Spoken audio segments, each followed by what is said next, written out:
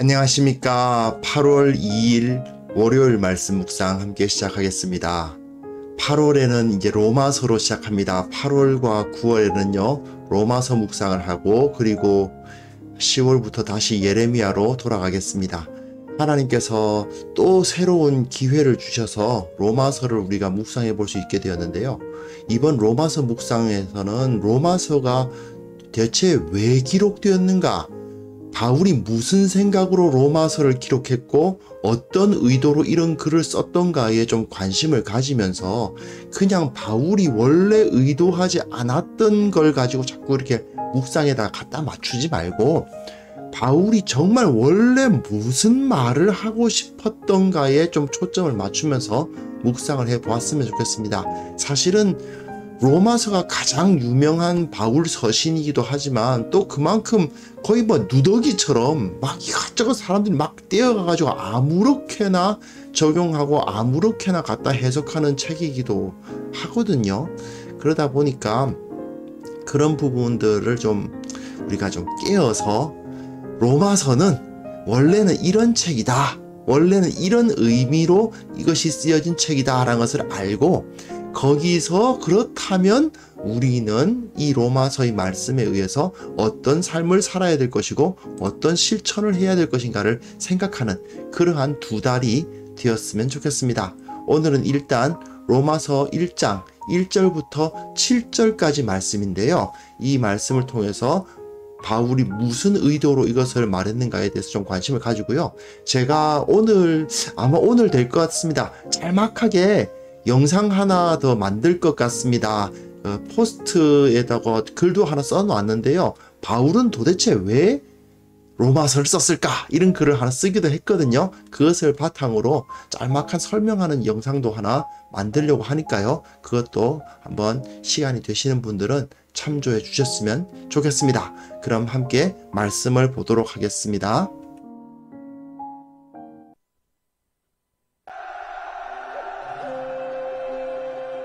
예수 그리스도의 종 바울은 사도로 부르심을 받아 하나님의 복음을 위하여 택정함을 입었으니, 이 복음은 하나님이 선지자들을 통하여 그의 아들에 관하여 성경에 미리 약속하신 것이라. 그의 아들에 관하여 말하면 육신으로는 다윗의 혈통에서 나셨고 성결의 영으로는 죽은 자들 가운데서 부활하사 능력으로 하나님의 아들로 선포되셨으니 곧 우리 주 예수 그리스도시니라. 그로 말미암아 우리가 은혜와 사도의 직분을 받아 그의 이름을 위하여 모든 이방인 중에서 믿어 순종하게 하나니, 너희도 그들 중에서 예수 그리스도의 것으로 부르심을 받은 자니라. 로마에서 하나님의 사랑하심을 받고 성도로 부르심을 받은 모든 자에게 하나님 우리 아버지와 주 예수 그리스도로부터 은혜와 평강이 있기를 원하노라.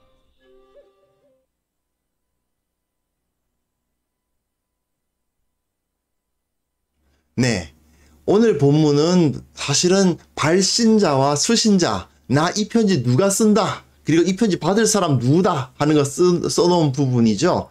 그러다 보니까 내용 자체가 아직 시작은 안 했습니다. 하지만 여기에 이미 바울이 왜 이 로마서를 썼는가에 대한 저술 목적이 은근히 드러나기 시작합니다. 자, 바울이 초대교회 당시에 여러 가지 사역을 했죠. 특별히 선교 사역을 했습니다. 그 선교 사역 중에서 가장 힘든 게 어떤 것이었을까요? 자기를 가장 힘들게 했던 사람, 유대인들입니다. 자기 동족들 유대인들이 바울이 이방인들을 대상으로 복음 전하는 것을 보고 핍박을 엄청나게 했죠. 네가 왜 저 더러운 이방인들이 하나님의 백성이 됐다고 그러느냐, 이렇게 해서 굉장히 많은 핍박을 받았습니다. 그뿐만 아니라 교회 내에서도 이 문제가 제일 힘들어요. 유대인과 이방인들이 서로 분열되어 가지고 굉장히 사이가 안 좋습니다. 양쪽 다 예수님을 믿는다고 하면서도 예수 그리스도 안에서 하나 되지를 못하는 거예요.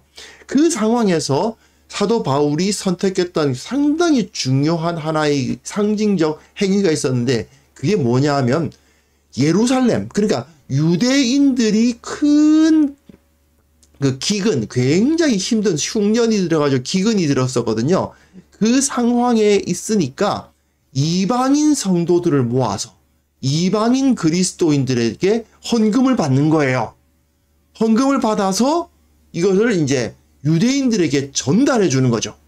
자, 우리는 같은 유대인이야, 같은 뭐 동족이야, 우리는 같은 뭐 하나님의 백성이야 라고 말은 하기 쉽지만 정작 자기 주머니를 털어서 가난한 사람들, 힘든 형제들에게 내주는 사람은 그렇게 많지 않습니다.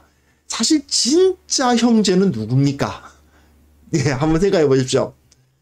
늘 그냥 너랑 나랑은 이제 동족이야. 너랑 나랑은 이제 원래부터 친해. 우리가 먼 친척 아니야. 막 이렇게 말해서 우리는 하나야. 우리는 하나야. 말로만 그렇게 하는 사람하고 실제로는 나하고 피부색도 다르고 쓰는 언어도 다른데 내가 정말 배고프고 내가 정말 경제적으로 궁핍할 때 그 사람이 자기 주머니를 털어가지고 얼마 필요해요.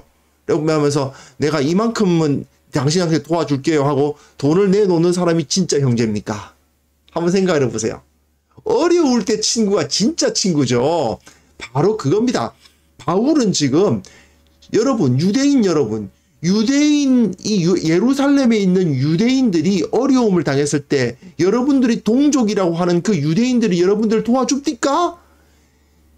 예수 그리스도를 믿는 이방인들은 여러분들을 돕기 위해서 여러분들 자기 주머니를 털었습니다. 이렇게 돈을 모아서 여러분들이 경제적으로 너무나도 힘들고 기근이 들어서 힘들다고 했을 때 저들은 기꺼이 자기 돈을 모아서 당신네들한테 주기를 결정했습니다. 누가 진정한 형제입니까? 이렇게 말하고 싶었던 거예요, 사실은. 그래서 3차 전도 여행, 그러니까 에베소에서 사역하던 바울이 다시 마케도니아라는 그 빌립보, 데살로니가, 그리고 아가야, 이제 고린도 교회죠. 거기를 다니면서 거기서 헌금을 거둬서 그 헌금을 예루살렘에 전달해 줍니다. 그 사역을 하는 도중에 아마도 그 헌금을 다 거둔 다음에 그 헌금을 가지고 예루살렘으로 가잖아요. 이건 사도행전 묵상을 같이 하신 분들은 기억하실 수도 있는데, 네, 사도행전 우리가 같이 묵상했을 때 거의 나왔습니다. 그런데 고린도에서 떠나서 이제 다시 마게도냐를 거쳐서 이렇게 예루살렘으로 가는데 아마도 헌금을 다 받은 다음에 로마서를 썼을 거예요. 로마서를 써서 자기는 예루살렘으로 가고 이 편지는 로마로 가는 그런 상황이 벌어지는 거죠. 이 상황에서 바울은 로마 교회에 대해서는 아는 바가 로마 교회에 대해서는 직접적으로 아는 바가 없습니다. 왜냐하면 로마 교회를 개척한 게 아니거든요. 물론 로마 교회에 대한 이야기는 많이 들었을 거고 그 가운데 자기가 아는 사람도 있었을 것 같습니다. 하지만 정작 로마에는 가본 적이 없는 거죠. 하지만 바울은 지금 이 헌금을 다 모아서 예루살렘에 가기 전에 어떤 계획을 갖고 있냐 하면 일단 이 헌금을 모아서 예루살렘에 간다. 예루살렘에 가서 그 교회에게 이것을 전달함으로써 이방인 교회가 너희들이 동족이라고 했던 유대인들보다 오히려 예수 그리스도 안에서 같은 신앙을 가진 이방인들이 너희들이 지금까지 할례받지 아니한 더러운 이방인 이렇게 생각했던 그 사람들이 여러분들을 위해서 자기 주머니를 털어서 이렇게 여러분들 돕기 위해서 이렇게 헌금을 보냈다. 이렇게 선포하며 이렇게 보여줌으로써 교회가 하나 되게 하는 것을 하나 되게 하는 계기를 강력한 계기죠. 굉장히 강력한 계기를 만든 다음에 다시 예루살렘에서 떠나서 당시 로마 그 제국의 서쪽 끝 스페인까지 가려고 했던 겁니다. 그러기 위해서 어떻게 되냐 중간에 이제 이탈리아 반도가 있잖아요. 그러니까 그 이탈리아 반도의 로마에 가서 거기서 도움을 받으려고 했던 거죠. 그러니까 로마서는 사실은 이겁니다. 내가 이런 사역을 하고 다시 저 스페인까지 이제 선교 사역을 하려고 하는데 내 혼자 힘으로는 그게 다 힘드니까 로마 교회 당신네들이 나 좀 도와줘서 이제 선교비 좀 후원 좀 해주고 그죠? 내가 거기서 머물러서 이제 그 스페인까지 복음 전하는데 좀 도와주라. 이게 이제 로마서의 메시지예요. 선교 후원 요청서입니다. 사실은 로마서는. 그런데 그 가운데 이 교회가 가지고 있는 심각한 문제가 있잖아요.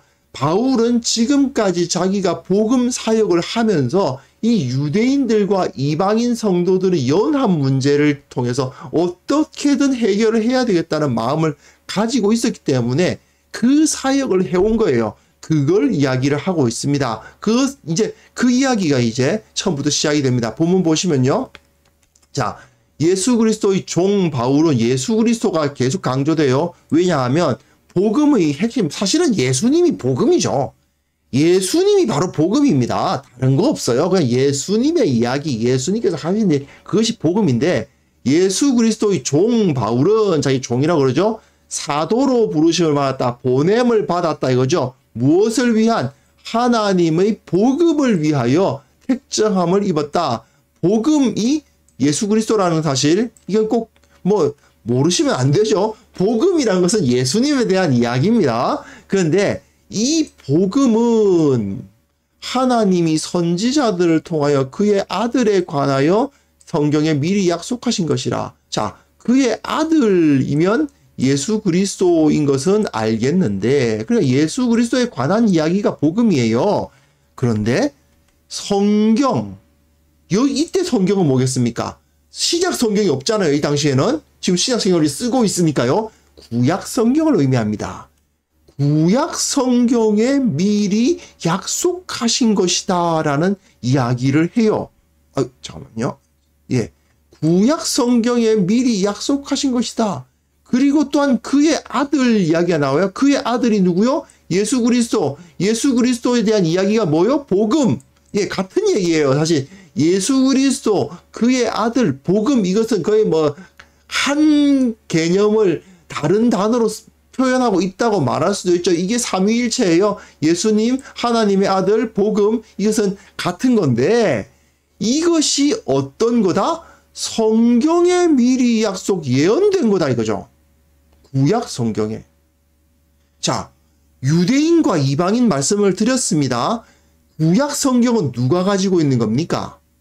유대인들이 가지고 있었던 거죠. 이방인들은 예수님을 알게 되면서 또는 최근에 대대로 이걸 다 알고 있었던 건 아니고 최근에 이걸 알게 된 거고, 유대인들은 이 성경을 그야말로 수천 년 전부터 대대로 이어받은 어떤 자기네들의 그 정체성 아닙니까?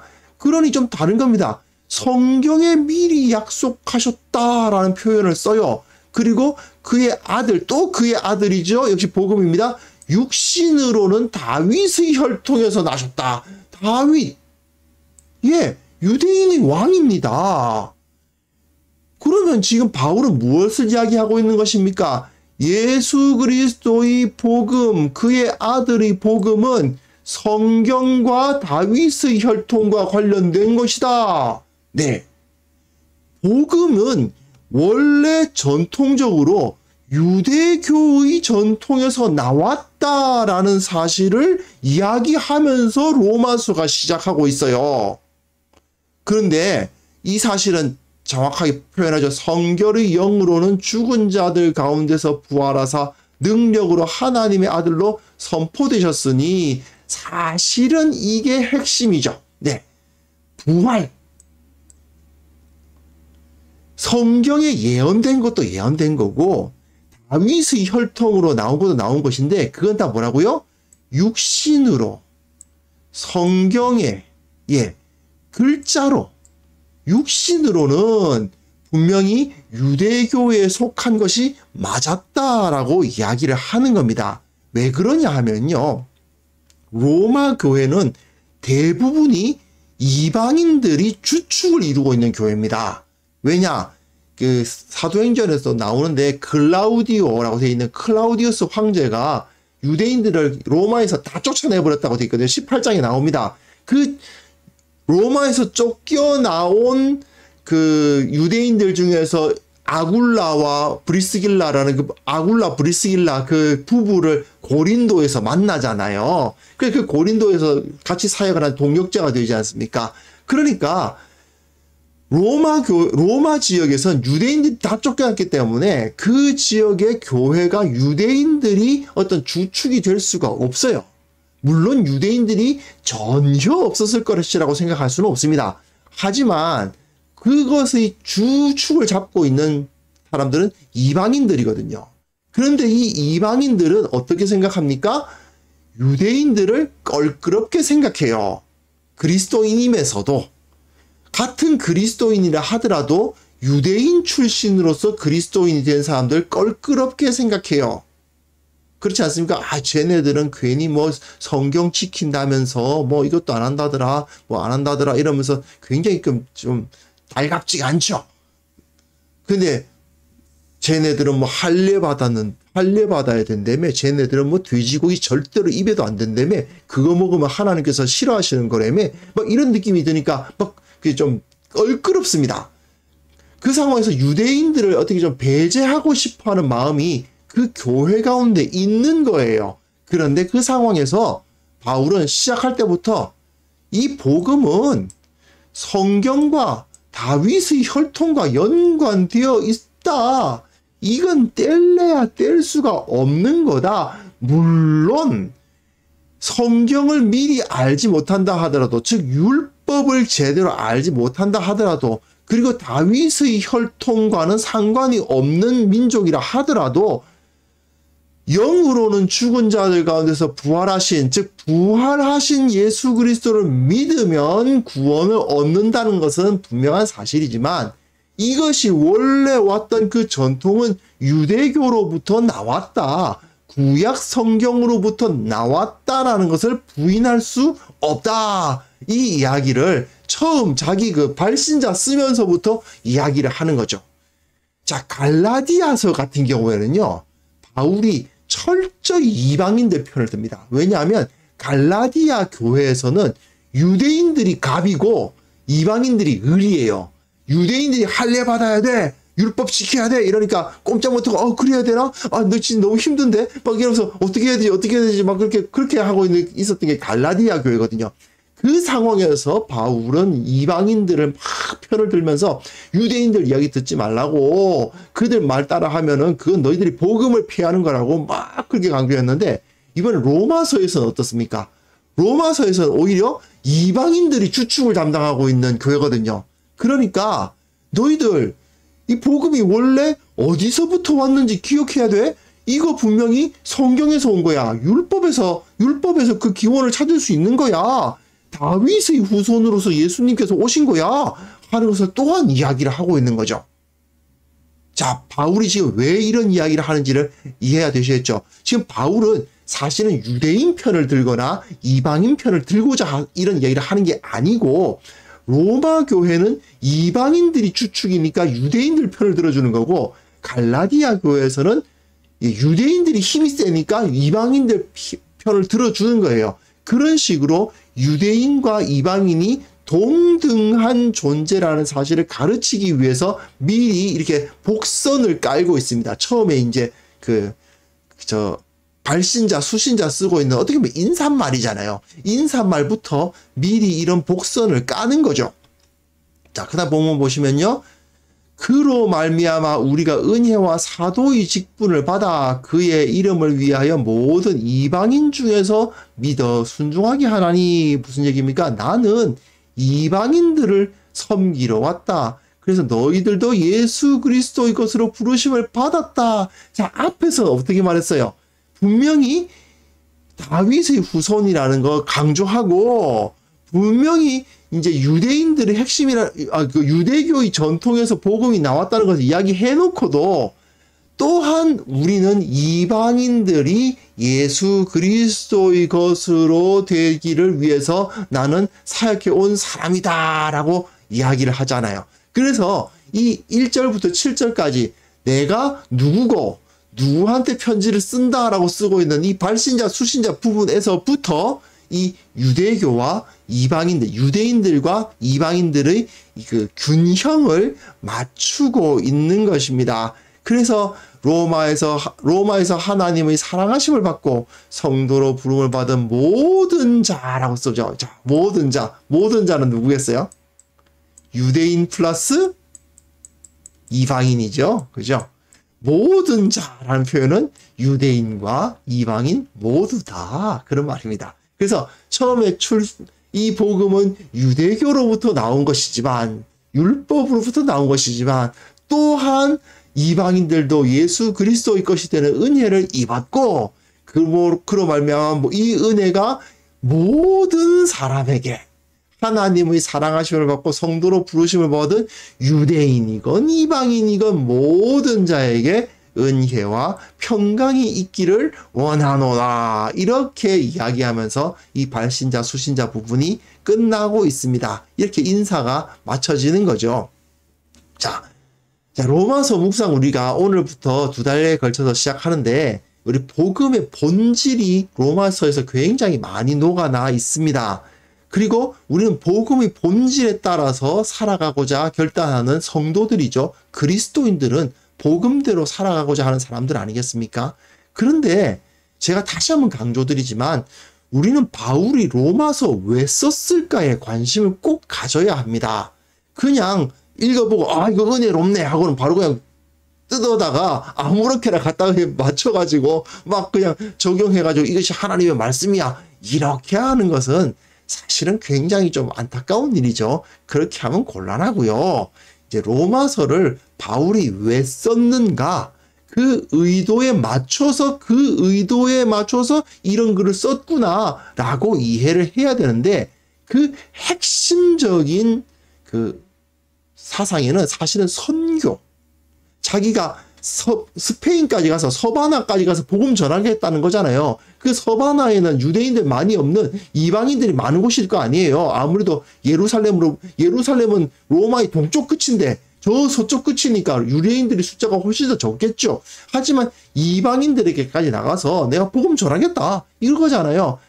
유대인이나 이방인이나를 구분하지 않고 모든 사람을 구원하시는 그 하나님의 그 복음의 능력, 사실은 그것에 붙잡힌 바울이 이렇게 말을 하고 있는데, 그러다 보니까 유대인이건 이방인이건 모든 사람이 다 구원받는다 해가지고 다 복음을 증거해가지고 교회로 끌어들여 놓으니까 문제는 뭐냐? 교회 내에서 서로 이제 갈등을 빚더라 이거예요. 유대인 출신, 이방인 출신. 그러니 바울은 교회가 그 안에서 서로 갈등을 일으켜서는 안 된다라는 메시지를 로마에서 주면서 계속해서 자기는 모든 민족에게 복음을 전하겠다는 그 마음을 품고 있는 거죠. 사실은 그래서 로마서의 주제는 뭐냐 말하면 선교예요. 예, 선교라고 말할 수 있습니다. 그런데 여하튼 이 로마서가 가르쳐주고 있는 이 첫 번째 부분은 뭐냐 하면, 결국은 우리가 복음 안에서 서로 다른 민족이, 서로 다른 사람들이 하나로 연합하는 것을 보여주는 거죠.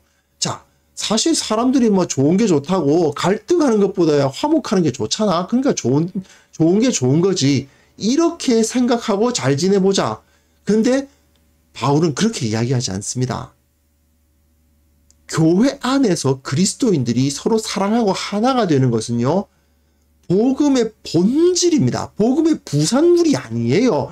예수님을 같이 섬기다 보니까 어떻게 좀 친해지더라. 이게 아니에요. 이 세상에서 정말 깊은 감정이 고립하여 있는 두 사람이라 하더라도 복음 안에서 하나가 되었다. 함께 만났을 때 도무지 저 사람을 받아들일 수 없다 싶을 때라 하더라도 복음의 능력에 의해서 우리는 하나다라는 것을 선포하고 그 하나가 되기 위해서 모든 힘을 다하는 것, 그게 바로 순종이고 그게 바로 복음의 핵심이다. 바울은 지금 이렇게 가르치고 있는 것입니다. 그래서 그리스도인들은 남자, 여자, 남녀노소, 부자와 가난한 자, 높은 자와 낮은 자, 뭐 좌파, 우파, 보수, 진보, 이런 거 모두 다 감싸 안는 것이 복음입니다. 이 사람이 남자건 여자건 가난한 사람이건 낮은 사람이건 간에 말이죠. 아파트 사는 사람이건 일반 주택 사는 사람이건 보수파든 진보파든 우리는 그리스도 안에 있다면 어쨌든 하나다라는 것을 인정하고 그것을 포용하기 위해서 노력해야 됩니다. 가끔 왜 요즘 특히 그렇죠. 교회 내에서 정치 문제 때문에 막 갈등하는 일들이 벌어지기도 하는데 사실 정치 때문에 한 집안 내에서도 갈등이 일어나지 않습니까? 아버지는 보수인데 아들은 진보 뭐 이래가지고 서로 싸우는 일이 벌어지기도 하죠. 현실적으로 보면. 자, 아버지는 보수고 아들은 진보다. 이래가지고 서로 갈등이 일어난다. 그렇다고 해서 가족 아닌 겁니까? 호적파는 겁니까? 자기 지지자 다르다고? 그러면 안 되는 거잖아요. 그죠? 서로 의견이 다를 수 있고 정치적인 색깔이 다를 수 있습니다. 맞습니다. 교회 내에서 그리스도인들이 어떤 사람은 보수파일 수 있고 어떤 사람은 진보파일 수 있고 어떤 사람은 부자일 수 있고 어떤 사람은 가난한 자일 수 있고 어떤 사람은 여당 지지자고 어떤 사람은 야당 지지자일 수 있어요. 교회 내에서 그럴 수 있습니다. 그럴 수 있다는 걸 받아들이는 것이 복음입니다. 나하고 정치적인 그 색깔이 다르지만 그러나 저 사람은 함께 예수 그리스도를 믿는 형제다. 집안에서 형제끼리 정치 때문에 싸우는 한이 있어도 그래도 형제됨을 끊진 않잖아요. 그것과 같이 그리스도인들은 모두 주님 안에서 한 형제라는 사실을 인정하고 어떻게든 하나 되려고 노력합니다. 결국은 뭐 서로 간에 안 싸우려고 정치 이야기 안 하고 그냥 뭐 그렇게 지나가잖아요. 그죠? 집안에서는. 예, 맞습니다. 서로를 인정하고 서로를 용납하고 그리고 서로의 의견들을 받아들이면서 어떻게든 나의 것을 내려놓고 서로를 인정하면서 하나 되기 위해서 노력하는 것. 그것은 우리들에게 주어진 복음 사역의 일부라는 것을 우리는 이 로마서 2달 동안 묵상해 나가면서 배워 나갈 수 있었으면 좋겠습니다. 그래서 이 시간 같이 기도했으면 좋겠는데요. 성도들이 하나가 되고 이해하고 돕는 것에 최선을 다하는 그것이 사역이다. 내가 사랑하는 것이 사역이고 내가 저 사람을 용납하는 것이 하나님께 순종하는 것이다라는 것을 알고 그러한 모습이 우리 모든 삶 가운데 나타나게 하옵소서. 이 교회가 이 세상의 모든 갈라짐과 분열과 혐오를 다 덮게 하옵소서. 함께 기도하는 시간 가졌으면 합니다. 기도하겠습니다.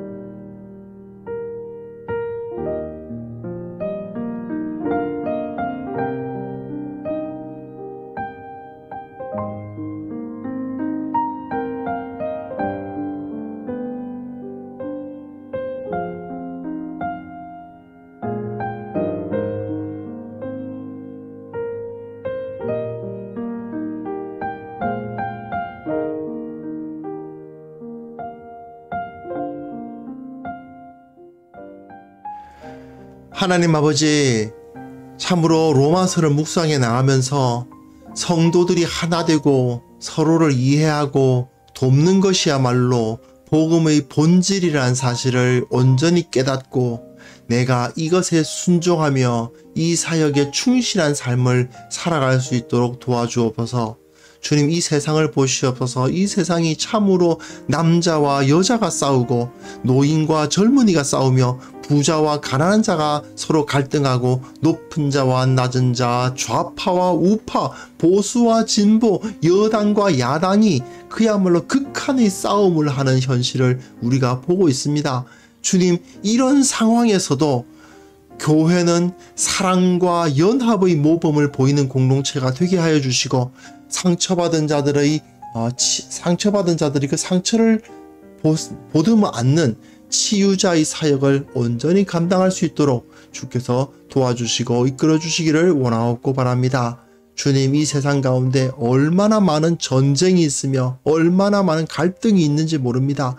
주님, 그 가운데 교회는 휩쓸리지 않도록 도와주시고 수많은 상처받은 사람들이 안식처로 삼고 소망을 삼는 공동체, 그 사역의 역할을 잘 감당하는 교회가 다 될 수 있도록 온 세계 교회를 붙들어 주시옵소서.